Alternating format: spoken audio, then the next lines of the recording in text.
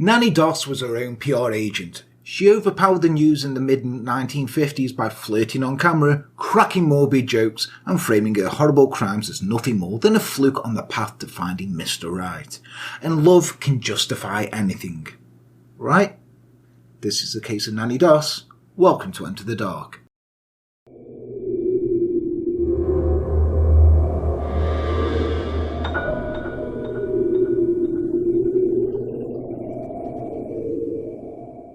Hello and welcome to Enter the Dark. I am Jan. With me always is Les. How's it going? All good, man. Good? Yeah? All feeling good? Man.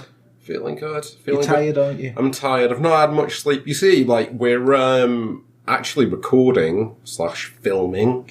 In the day. In the day. Yeah. In the daytime. So no drinks. Yet.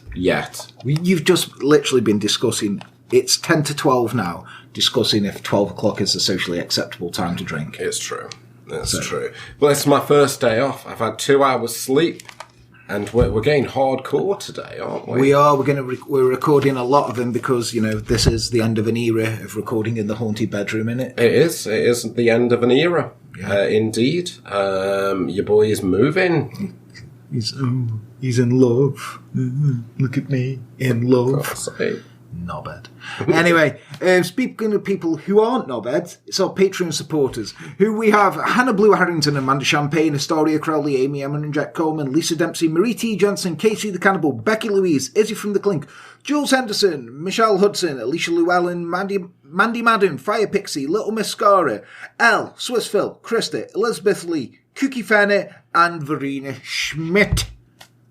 Thank you all. If you want to get your name shouted out or just support us, you can do by going to www.patreon.com/enterthedark. Anything from $1 all the way up to $50. Just give us your money. I've got to pay extra petrol now to drive further away to a worse end of town. Longton isn't that bad. It's a shithole, Les, and you know it. Not the bit of Longton that I'll be living in. It's near me.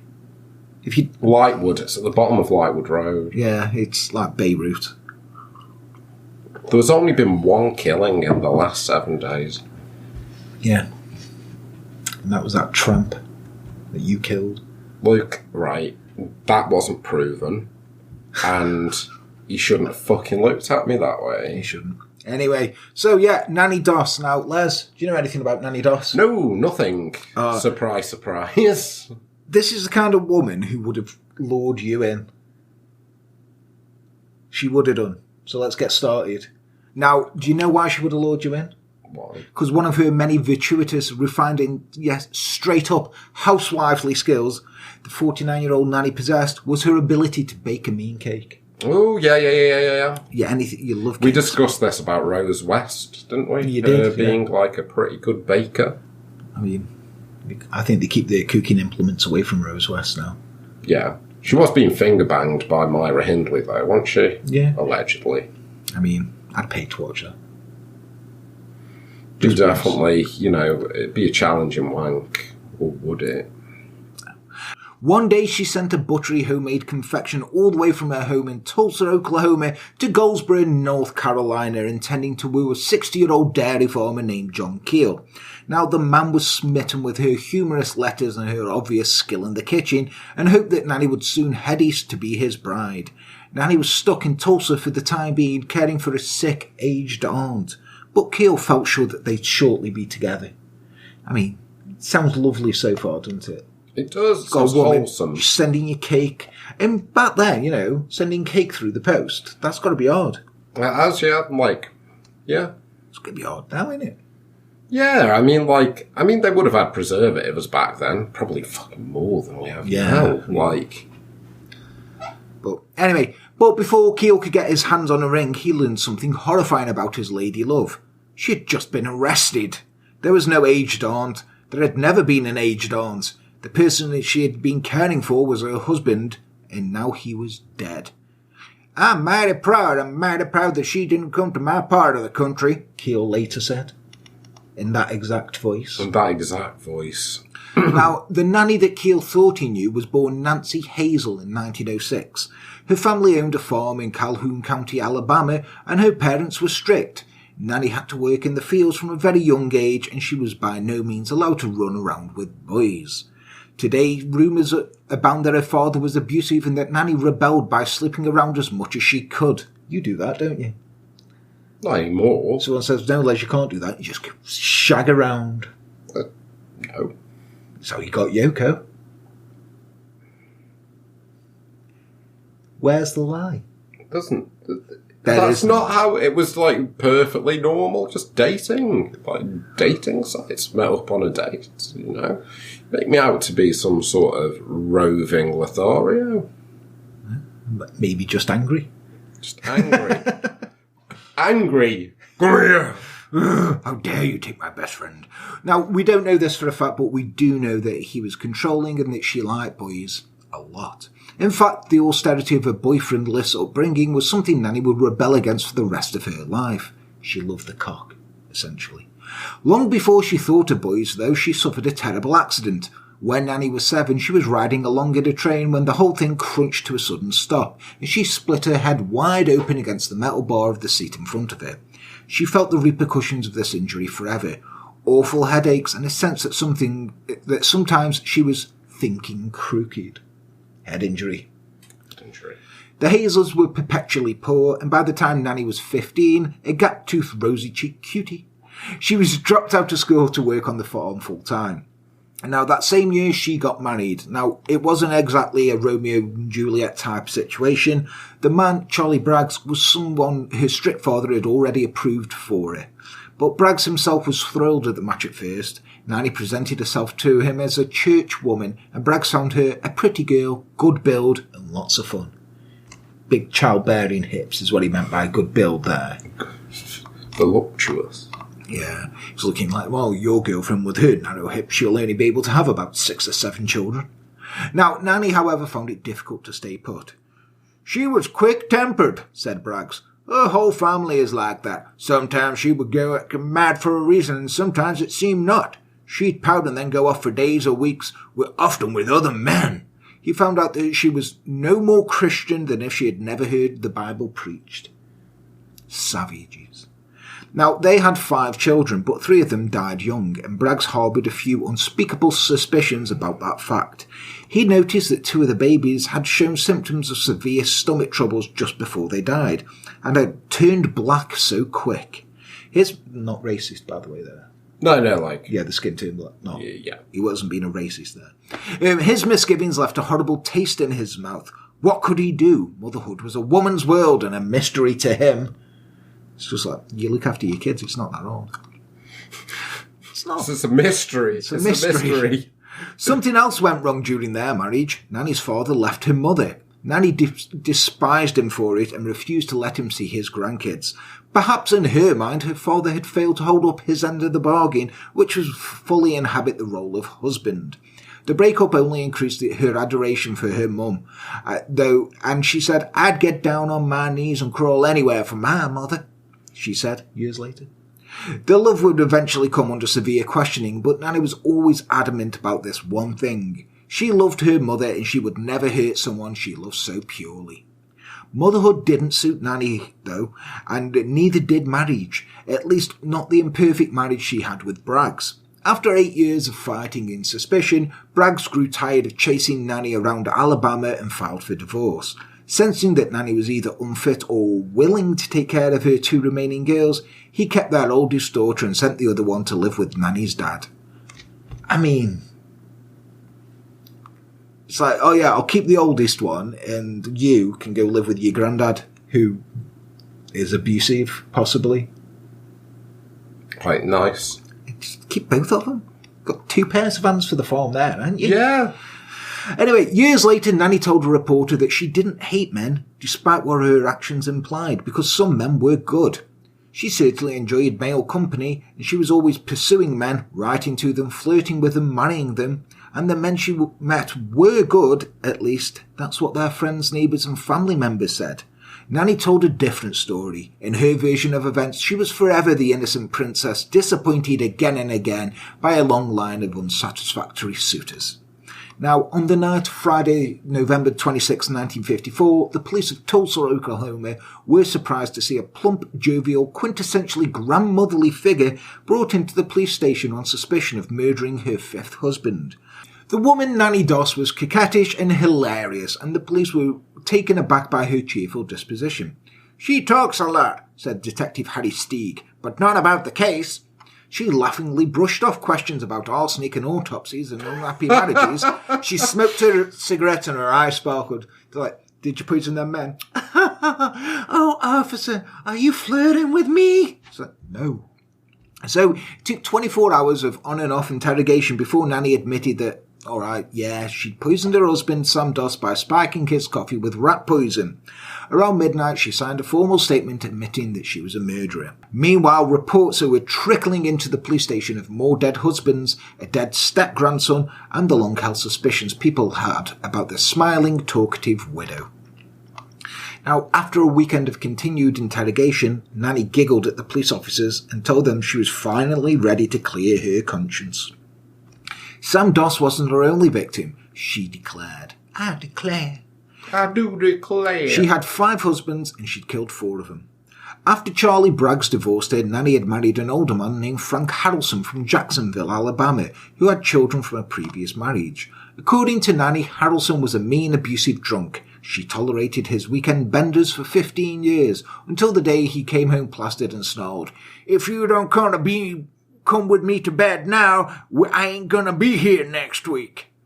"I decided I'll teach him," said Nannie, "and I did." Harrelson had the habit of drinking cheap rot-gut whiskey from the old fruit jar hidden in a flour bin, so Nannie found the jar and stirred in a healthy portion of liquid arsenic. The next time Harrelson ducked out for a secretive nip of the hard stuff, he died. I love how in the 1950s and stuff, you could just go and go, "Can I have some arsenic, please?" Like, "Yeah, would you like some cocaine with that?" "Yeah, I've got a toothache." Imagine being a doctor back then. It was like, you'd just show up work dead drunk and be like, fucking demons in your blood. Was in soap, wasn't it? Yeah. Arsenic. Yeah, just here, have this fucking cocaine, that'll sort you out. So Nannie's next spouse was Harley Lanning of Lexington, North Carolina. He was also a drinker and on top of that, a massive flirt. I mean, you can't talk, Nannie. Nannie couldn't stand how popular Lanning was with the ladies, and she snapped when Lanning threw a raging party while she was out of town. The party was so wild that the police had to come by and, according to Nannie, haul the partygoers out of bed. In a blind fury, Nannie poisoned a plate of Lanning's food in 1952, and he was dead before the weekend. Now, with 3 husbands out the way, Nannie was ready to change her approach. Her search for Mr. Right had failed miserably so far, since she kept getting stuck with flirts, drinkers, or men like Braggs, who didn't accept the fact that sometimes a girl just wanted to run away from home for a week or 2. I mean, we've all been there. So she took matters into her own hands and signed up for a mail-order husband. For $5, she became a card-carrying member of a Lonely Hearts Club called the Diamond Circle, based out of St. Louis. Now, each month for an entire year, the fine curators of the Diamond Circle would send her a list of lonely men, and Nannie could contact whoever she liked. Now, this is like Tinder, isn't it? Before Tinder. It's just like, here's a list of men. You're like, I'll take him. Anyway, she struck up a correspondence with a darkly handsome Kansan named Richard Morton, and things moved quickly on from there. On the 21st of January 1953, the operator of the Diamond Circle received a letter from Morton. "Will you please take our names off your list? R.L. Morton, Sr., Emporia, Kansas, and Mrs. Nannie Lanning, Jacksonville, Alabama. For we have met and we are very happily married. She is a sweet and wonderful woman. I would not have met her if it had not been for your club." But it didn't take long for things to fall apart, though. Morton worked nights at a pool hall, but during the day he liked to put on his best suit and head out on mystery business. Mysterious. I mean, this man doesn't sleep. He's working in a pool hall, and then he gets up, puts on his suit. He's like, "I'm going out from our mystery business." Now, this disturbed Nannie. Why would he go to town all dressed up when his sweet and wonderful wife was right there at home? Even worse, when she was away on a trip to North Carolina, she somehow heard that Morton had purchased a set of rings during her absence. Rings could only mean one thing, she theorised. He was seeing someone else. I lost my head and I blew up when I found out that he had been running around with another woman, she said. She decided that if Morton could take secretive purchases, so could she. So she came back from North Carolina with a bottle of liquid poison stashed in her suitcase. Later, police would speculate that Morton had initially bought the rings as a gift for Nannie, but then pawned them to follow her to North Carolina, perhaps realising that she was furious at him. Now, if that was the case, here was the grand romantic gesture she'd always wanted. She just didn't know about it. Instead, she just stirred poison into his coffee, convinced he was cheating on her. Jesus Christ, Nannie. I mean, there's always that thing of, oh, women are crazy. But this is this isn't like cutting up your clothes. This is like, I think he's cheating on me. Maybe you should have it out with him. Well, I was going to say, why not just have a conversation? It's like, I saw those rings, and you're going about in a suit on the daily. What's going on? Instead of, I know what I'll do. I'm just going to poison the fucker. Yeah, just pour some fucking poison in his poison, it solves all problems. Fucking nice one, Nannie, you dick. If her first 4 marriages had been tinged with vice, alcohol, violence and lust, her final marriage was so prosaic that it threatened to drive Nannie insane with boredom. Sam Doss was a real dud, a parsimonious highway worker and part-time Free Will Baptist minister living in Tulsa, Oklahoma. He wouldn't let her buy a TV set, even though she really wanted one, and he wouldn't let her dance. Fucking killjoy. This is the plot of Footloose, this is. Isn't it? They need Kevin Bacon there. Kevin Bacon teach him how to dance. Solve this. He could. Now, Nannie Doss said, he got on my nerves, when asked to explain why she tried to kill Doss 2 separate times. At first, she stewed up a huge kettle of boxed prunes and doused them with poison. So apparently prunes were a major hit in the 1950s, and President Eisenhower declared that his favourite food in the world was a dessert consisted of partially whipped egg whites, prune pulp and unflavoured gelatin called prune whip. That sounds fucking appalling. That sounds fucking horrible. Fucking President Eisenhower, I'm glad you're dead. Now, it turned out Doss's appetite was the only generous thing about him. He sure did like prunes, Nannie said. I fixed him a whole box and he ate them all. Now, the dish sent him to the hospital for 23 days, but didn't quite finish him off. So the day after he returned, Nannie fixed him with the Richard Morton special, piping hot coffee with a dollop of rat poison. Now, this one did the trick, because she knew it would. Fortunately for the remainder of America's lonely gentlemen, prunes and coffee were the last dishes Nannie ever poisoned. That's it's a poor last meal, that isn't it? What have you had? Prunes and coffee. Oh, Jesus. The attending physician refused to sign Doss's death certificate without an autopsy to determine the cause of death. Oddly enough, Nannie loved this idea and agreed that they should definitely figure out what killed Doss because it might kill someone else. Her husband's vital organs were sent to a lab in Oklahoma City, and the pathologist there returned the damning evidence. Doss had enough arsenic inside him to kill 18 part-time Free Will Baptist ministers. That's a lot of arsenic. She did herself fucking dirty there, didn't she? Just send his organs off. We need to find out what killed him. You killed him, didn't you? No. She was like, me? Oh, sir, I do believe you are wrong. That's a fan, by the way. I could tell. I liked it. I liked it. I'm imagining that fan maybe with lace around the outside. And she's like, oh, sir, you're giving me the vapours. Have a cake. Do have a care. Would you like some prunes? No, because they're fucking minging. And laced with arsenic. Probably. In a photo taken after her long confession was over, Nannie Doss is leaving the courthouse with the homicide captain. She's smiling broadly and looks perfectly at home. She's like, I've got myself a lovely man here. Oh, look, he's got me in chains. And he's just like, shut the fuck up. I'm sick of you. So, through Nannie's flirtatious demeanour corroborated her story somewhat, Lonely Hearts Club member looking for love in all the wrong places, the police weren't convinced she was telling the whole truth.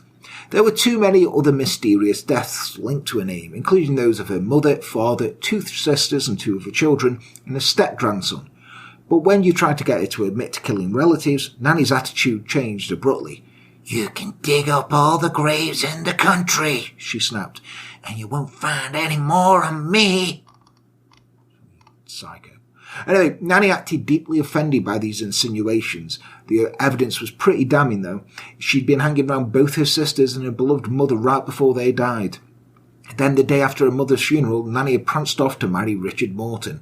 Not exactly the picture of a bereaved daughterhood. And the brother of Frank Harrelson, husband number 2, called the police to report a chilling anecdote from a decade earlier.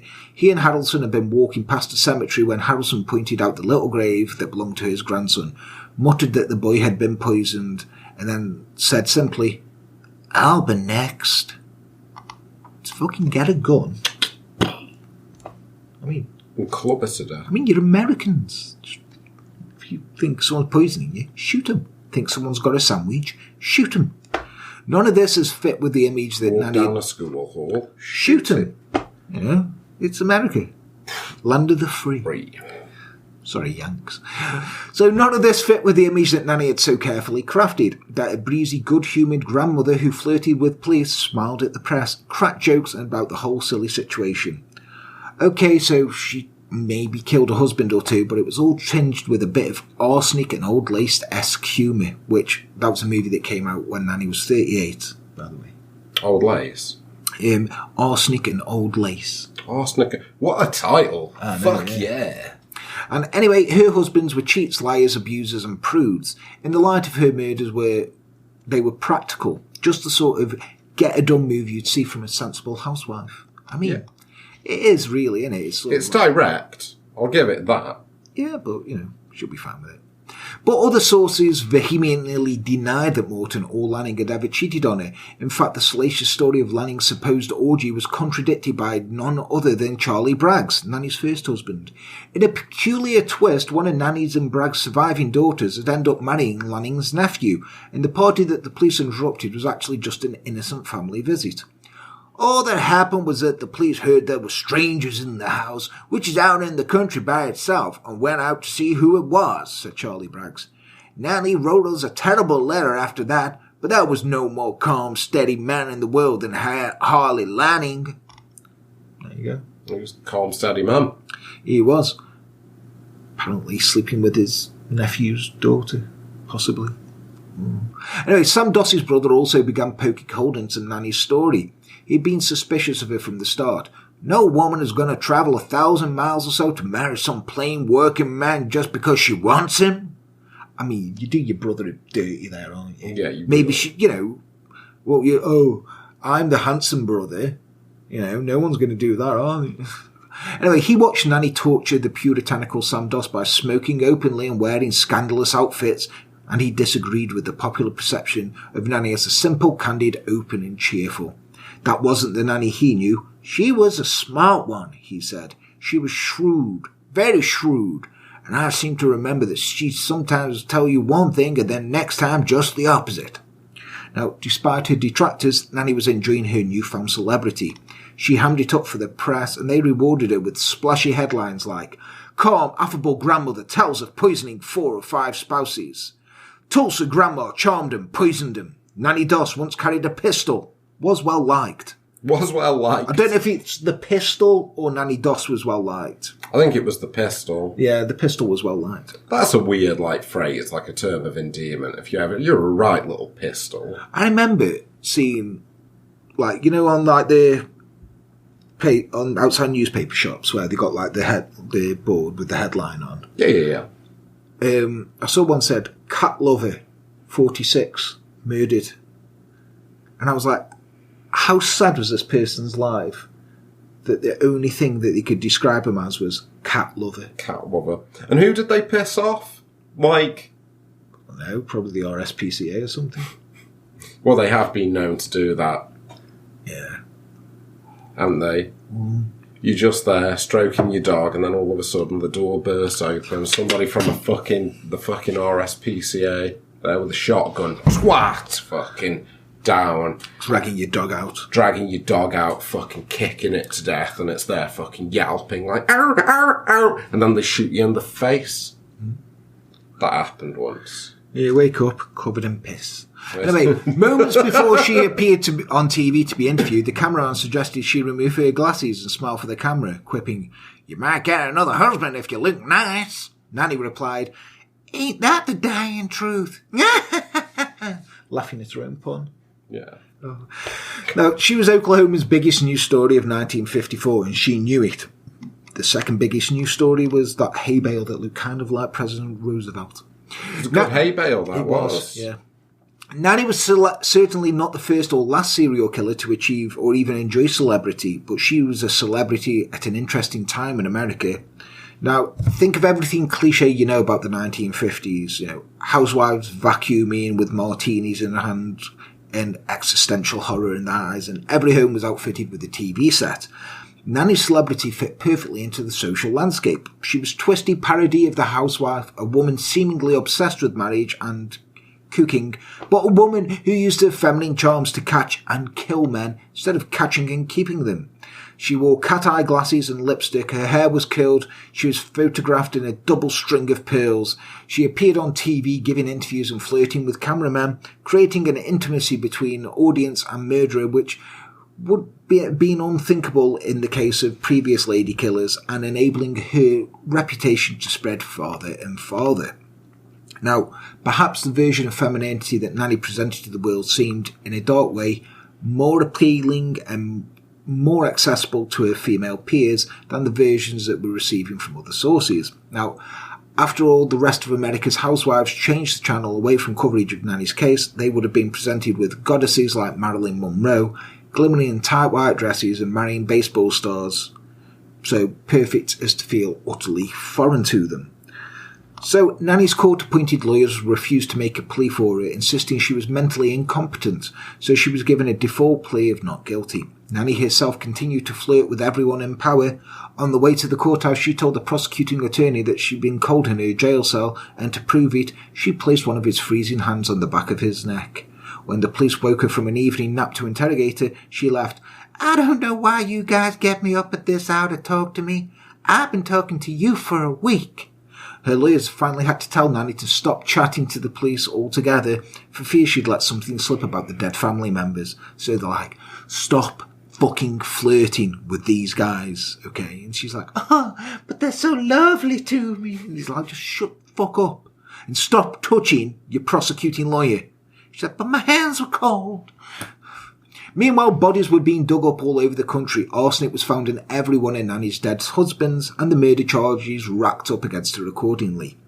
None of these findings were a surprise, since Nannie had already admitted to these particular murders, but there was one shocking reveal. Despite Nannie's insistence to the contrary, an autopsy revealed that her mother's body was loaded with arsenic.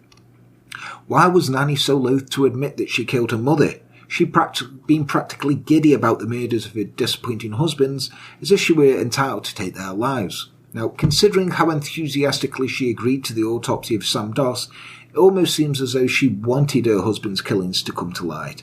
Yet she couldn't bear the suggestion that she harmed her mother. She had constructed a narrative that she only killed those deserving of death, and killing innocent family members didn't fit with the story.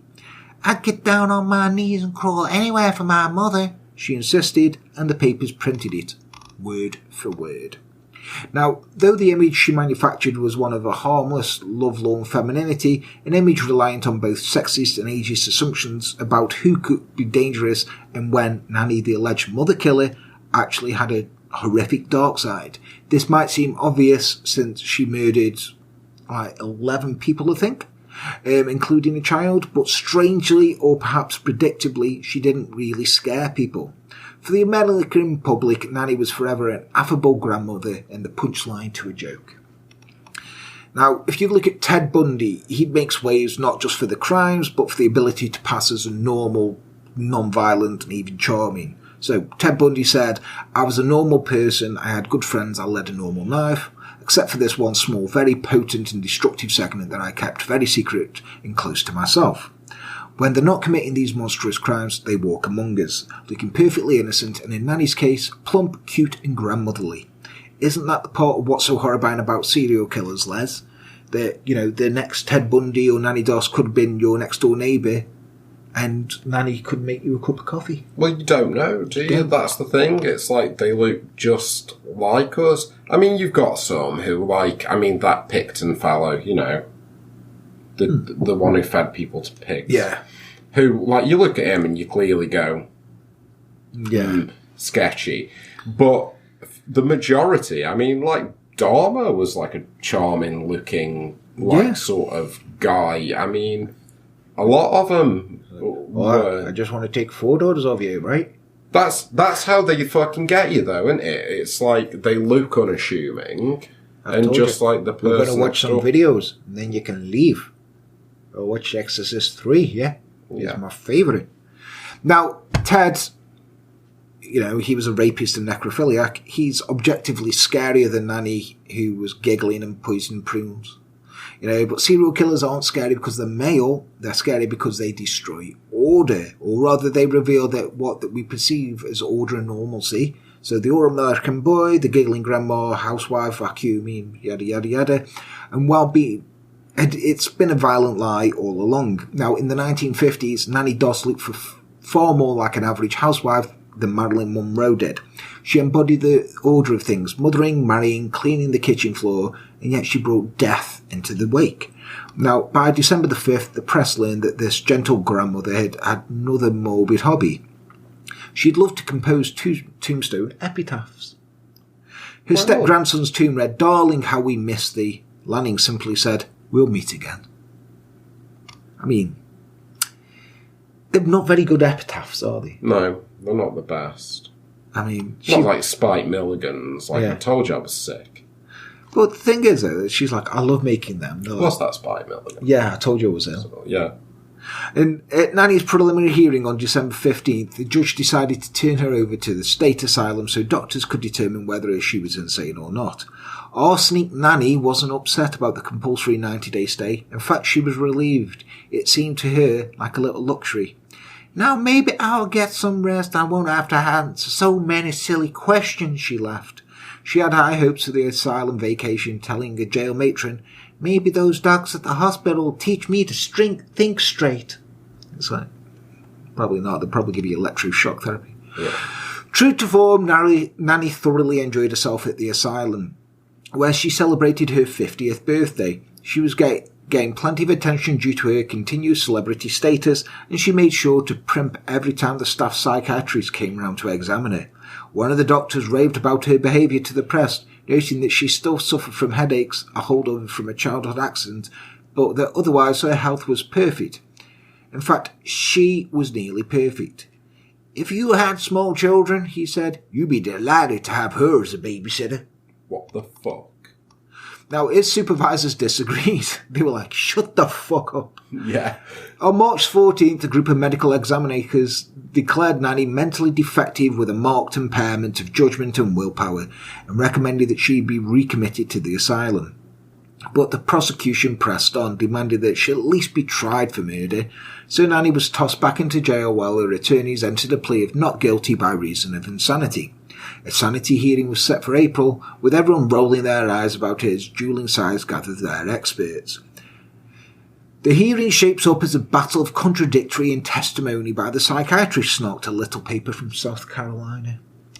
Nannie disliked the confining setup of jail and wanted to go back to her tiny slice of asylum paradise, where everyone knew her name, just like Cheers. "You can't see people in jail, and I like people," she complained. Perhaps what she meant was that in jail people couldn't see her. She still managed to charm another man or two from behind bars. One elderly suitor went so far as to mail her a marriage proposal, but Nannie tore his letter up. "I've had enough of husbands," she told the press, who were usually hanging on to her every wisecrack. Her sanity hearing turned out to be a jumble of he said, she said bullshit, with Nannie's sanity or lack thereof batted back and forth like a badminton shuttlecock. "Mrs. Doss is mentally defective and is now insane in the legal sense. She also has been crazy for a long time," thundered a doctor for her defence. The prosecutor hissed that he had 5 psychiatrists on hand who were all ready and willing to declare her sane, and then quoted from a doctor's report, "She is a shrewd, clever, sharp, calculating, selfish, self-aggrandizing female whose aggressive behaviour under frustration releases her hostility towards men, particularly her husbands." The superintendent from the state asylum noted that Nannie would giggle extensively at nothing for ages, and then fall into long, dark depressions. If that wasn't insanity, what was? I don't know. Yeah. Seeing elephants. Wearing tutus. Driving cars. So, the prosecution's experts scoffed Nannie was a sociopath, one of them said, and a shrewd, calculating female who feigned insanity to escape the electric chair, the cleverest criminal he had ever interviewed. At that final statement, Nannie laughed out loud. She was like, I am the cleverest, but I'm also insane. After 3 days of this, it took the jury a mere 15 minutes to decide that Nannie Doss was sane. The killer herself heartily concurred. I'm sane as anybody, she chuckled. I guess I ought to know better than anybody if I'm crazy. I never felt more sane in my whole life. Now she chewed gum while the verdict was declared and grinned at the photographer as he took her portrait. Nannie's official trial was set for early June, and so everyone was shocked when on May 17th she suddenly pled guilty. She was hoping for a lighter sentence and thought maybe an unexpected plea of guilty would earn her some clemency. It's also possible she misunderstood the implications of pleading guilty. What an idiot. Then she's like, it's going to get me the chair? I must say, I am insane. No, you just said you're not. She wanted to be sent back to the asylum, where she'd felt so free and popular, and perhaps she didn't realise that it was too late for that. She'd been officially declared sane, and with this plea of guilty, she was now officially a murderer. Her sentencing took place on June the 2nd, where the prosecution urged the judge to consider the death penalty. Nannie sat between her attorneys, chewed more gum, and wore an attractive blue party dress. Nice. The hearing was brief, but the sentence was long. Life in prison. It could have been the electric chair, but the judge couldn't bear the thought of killing a woman. Pussy. Yeah, fucking... This court has never heard of a woman being put to death for any crime in Oklahoma, he said. It may happen someday, and the people of this state would very reluctantly see such come to pass. That's been very generalistic. You don't know. I mean, I'm pretty sure there's been some, revenge deaths. Oh, definitely. They'd be like, I put you to death, why? Because you didn't milk the cow or something. I don't know what they do in Oklahoma. After the sentencing, Nannie remarked, I have no hard feelings. Nannie entered prison on June the 4th and dropped out of the news until a reporter interviewed her in September. I thought everyone had forgotten me, said Nannie. I thought I was just out of the headlines. She mentioned she'd lost 8 pounds in jail because she did the laundry the hard way. But complained the hard way? The hard way, scrubbing. Right, with one of them, where's me washbowl? Yeah. She was in a little skiffle band after as well. But she complained that her headaches were getting worse. Nannie also told the reporter she was tricked into signing the statement about Doss's poisoning. This wasn't the first time she'd hinted at a conspiracy. Months before, she told a reporter from Tulsa World that she had been duped into confessing the murders of her 4 husbands, and that she got the idea for her confession from a magazine story. Perhaps Nannie realised that her status as a celebrity murderer would not last forever, and so she no longer wanted to claim that identity for herself. She was dreaming up a better angle on her own story, an innocent, lonely hearts lady hoodwinked by police. Otherwise, Nannie seemed happy enough, with no desire to go back to her old routine of marriage and housework. I'm a very funny person, she said. If they turn me out right now, I'd go straight to the hospital at Venetia and be content to spend the rest of my life there. It sounds sort of crazy, doesn't it? Because she's not crazy though. Though the asylum may have been her ultimate ideal, Nannie still adored prison. She got to do everything she could get to do with Sam Doss. She watched movies, she watched TV, and she participated in the occasional dance, strictly for the 50 women prisoners. Because, in Oklahoma, I'm sure no women have relationships together. No. She loved the jail matron, Mrs. N.F. Whittaker, who was just like a mother to her. Nannie had a small heart attack in September and took a month of bed rest, but other than that she was having a wonderful time. Her surviving members didn't visit her, but perhaps she expected that. Prison, she said, was just like being at home. But what did home even mean for Nannie Doss? Now, she resented her father for leaving her mother and breaking up their nuclear family, but when she went on to destroy 5 separate portraits of American marriage herself, she framed her husband's killings as the act of someone who's disappointed in love. Silly Nannie, always a little too intense in her search for Prince Charming, but she wouldn't claim responsibility for the deaths of her family members.